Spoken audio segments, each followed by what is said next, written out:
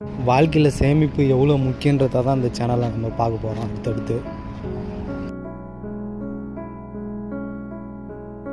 இதுக்கான ஒரு பழமொழியே சொல்லியிருக்காங்க அந்த காலத்தில். அது என்னன்னா, ₹1 சேமிப்பு வந்து ₹1 சம்பாத்தியம் அப்படின்னு சொல்கிறாங்க. அது எதனாலன்னு பார்க்கலாமா?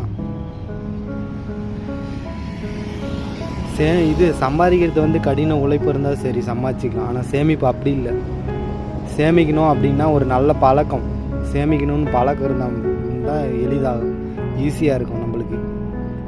எதற்காக சேமிக்க வேண்டும் அப்படின்னு கேட்டிங்கன்னா, எதிர்காலத்தில் தேவை, திடீர்னு ஏதாவது ஒரு உடம்பு சரியில்லை, காய்ச்சல் அப்படின்னா அவசர தேவைக்கு வந்து யூஸ் பண்ணிக்கலாம். அது அடுத்து பார்த்திங்கன்னா ஓய்வு காலத்தில் வந்து நிம்மதியாக இருக்கலாம். வேலைக்கே போக முடியல அப்படின்னா அந்த டைமில் வந்து எடுத்து யூஸ் பண்ணிக்கலாம். அதை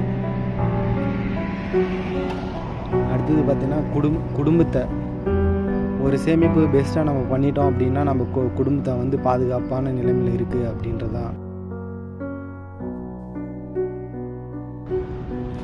ஒரு சேமிப்பில் நல்லது இருக்கும், கெட்டதாக இருக்கும். கெட்டது என்னான்னு பார்த்தீங்கன்னா, ஒரு வேளை நீங்கள் பணத்தை சேமிக்கலை அப்படின்னா என்ன நடக்கும்னு நான் சொல்கிற மாதிரிங்க.